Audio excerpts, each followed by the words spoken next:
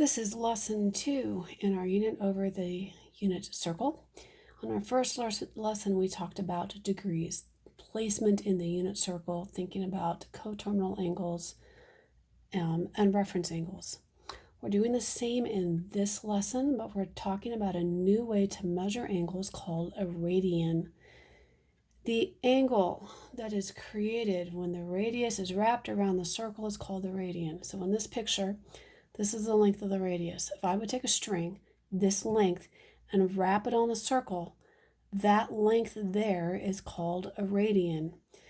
Now, if you would take this string and lay it on the circle, it would take 3.14 of these radius length strings to make half a circle. And you've heard that pi is 3.14. Well, that's why. Because it takes 3 of these strings plus a tiny bit more to wrap around half of a circle.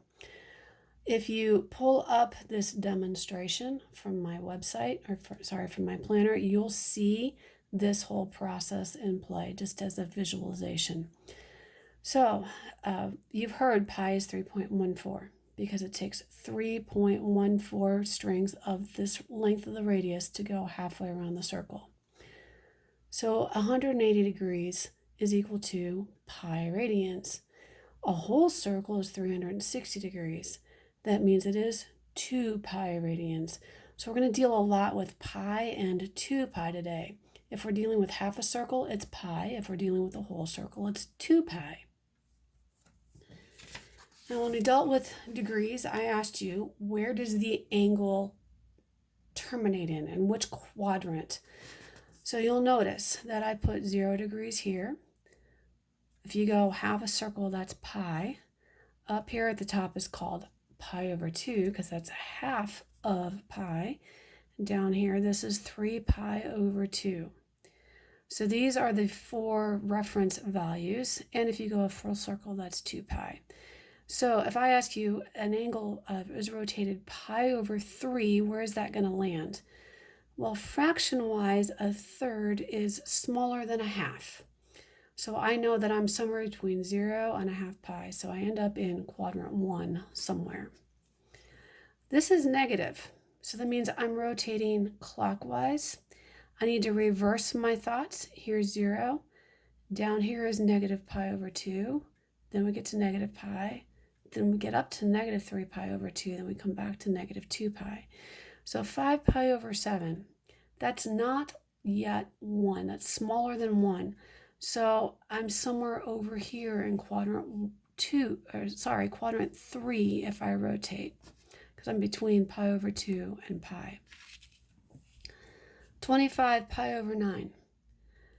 Well, 25 ninths is the same thing as 2 and 7 ninths. So that means I've gone 2 pi, a full circle, plus 7 ninths more. Well, 7 ninths is bigger than a half, but smaller than 1. So we end up somewhere over here in quadrant 2. And negative 13 pi over 3, if I turn that into a mixed number, that's negative 4 and 1/3. So one full circle is 2 pi. Another circle would make 4 pi because 2 plus 2 is 4. Then I have to go a third more.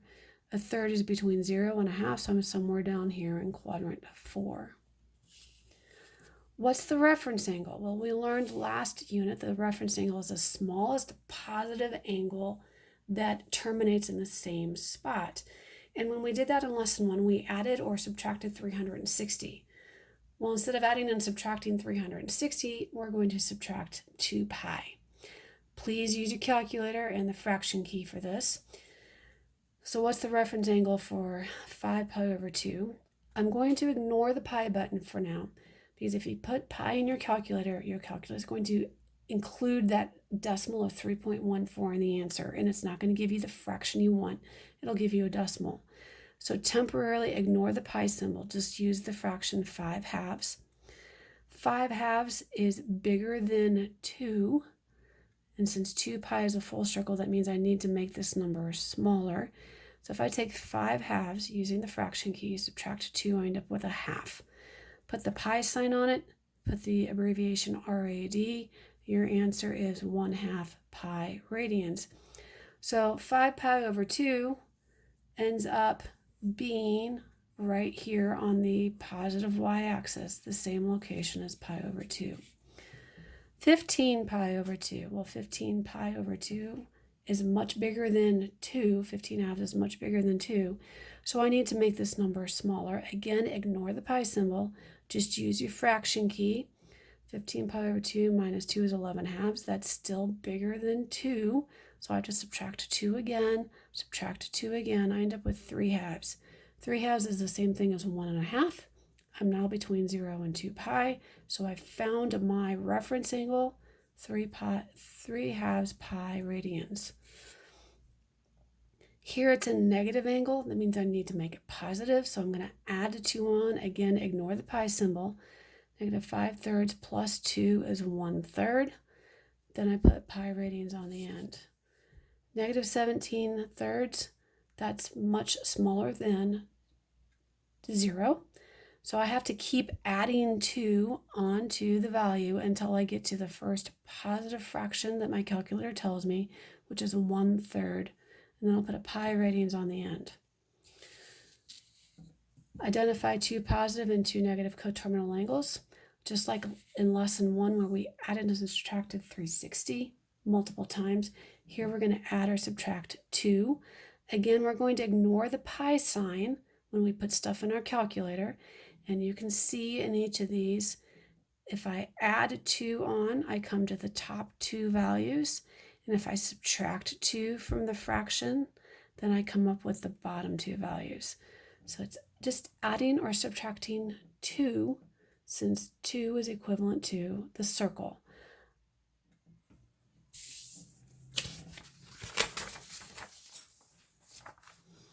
So how do we convert between degrees and radians? Well, let's go back to science class for a minute. If you have 40 feet and your science teacher asks you to convert that to inches, you'd come up with a ratio. You'd put 40 feet over 1 because that's what you were starting with. And then you'd tell me how inches and feet are related. You'd put feet down in the denominator to cancel the feet with the value that you started with. Those cancel out, you'd end up with 40 times 12 or 480 inches. This idea of a conversion ratio is what we're going to use to convert between degrees and radians. And it all goes back to the fact that half a circle is pi radians. And remember, half a circle is 180 degrees. So we have to remember that 180 is pi radians. That's why these two numbers are located. We can use either one. It depends on what we're starting with, and that will derive which fraction we use. So here I'm starting with degrees. I want to convert it to radians. Since I start with degrees, that means I need to use the fraction that has degrees in the denominator so that the degree signs cancel. I know my answer is going to have a pi sign in it, so ignore the pi temporarily, and in your calculator, type in 50 ABC 180. Let your calculator reduce this fraction for you. It's going to tell you 5/18. So you're going to write 5/18, put the pi sign in with the abbreviation rads. 5/18 pi radians. 135 degrees, I want to convert that to radians, so I have to make sure that the degree measurement's down in the denominator to cancel with that degree. I've typed in 135, fraction key 180, pressed equals, that gave me 3/4 pi radians. Negative 30 degrees, again, putting 180 in the denominator to make sure my degrees cancel. Using the fraction key, negative 30, fraction key 180 equals, gives me negative 1/6. I put pi radians on the end. Same thing with the negative 100. I end up with negative 5/9 pi radians. So these top four show how to convert degrees into radians. To do radians into degrees, we're going to use the other ratio. This has pi in the numerator. I need the ratio that has pi in the denominator so that the pi's cancel each other out. Now you're just going to use multiply and divide. Multiply the numerators, divide by your denominator number, we'll get 50 degrees. 3/4 pi radians. Make sure your pi is in the denominator to cancel with that pi in the numerator. Type everything into your calculator using multiply and divide. We get this. This is negative 1/6. So pi's cancel. Negative 1 times 180 divided by 6 will give us negative 30 degrees. Negative 10 pi 9ths radians. Put pi down in the denominator in our ratio to make sure our pi's cancel. Negative 10 times 180 divided by 9 is negative 200 degrees. So we've looked at coterminal angles, we've looked at reference angles, and we've converted between degrees and radians, simply remembering that 180 degrees is equal to pi, and 2 pi is equal to 360 degrees. Arc length and surface area, just like we did it with degrees, we can do it with radians. The formula looks a little bit different. This is still the portion of the circle, and this is the formula to find the distance, because we're talking about arc length. So this is circumference of a circle. So we want part of the distance across the circle. Notice how this fraction looks really strange. If I take the angle, I have to put it where x is, and then there's a second denominator with 2 pi. Now the nice thing is, as scary as it looks, this 2 pi and that 2 pi cancel each other out. So I really have this fraction times 10. 2 times the pi symbol times 10 divided by 9 gives me this. So I did the same thing with the next two examples. I took 8 pi over 15, put it where the x is, put that additional denominator of 2 pi, put in the formula for the circumference of a circle. These 2 pi's cancel. 8 times pi times 26 divided by 15 gives me this. This example, once again, I gave you the diameter. We need to turn it into the radius, so we're going to put in 20 in our formula. Following what we've done in the other two examples, these 2 pi's cancel. 5 times pi times 20 divided by 36 gives us this. And again, we can go backwards. If I give you the arc length, I can give you the angle and ask you to find the radius. Plug everything in. The 2 pi's cancel. I'm going to get rid of the pi symbol. Oh, wait a minute. I got rid of 90, so I multiplied 36.7 times 90. That gave me this. Then I'm going to get rid of the pi sign, so I'm dividing by pi.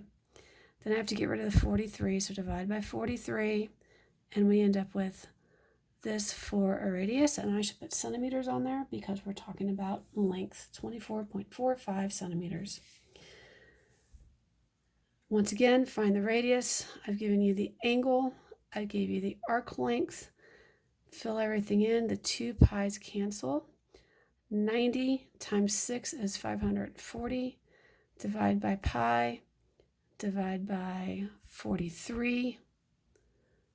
And we get 4 feet. Sector area, once again, looks a lot like what we did with degrees, but we have this weird fraction where we're going to have 2 pi as a second denominator. So take our initial angle, 2 pi over 9, put the second denominator of 2 pi down there, and then our formula for area of a circle is pi r squared. There's pi, there's radius squared. Now this one is not quite as nice as the other side, because when we did arc length, the 2 pi down here canceled with the 2 pi over here.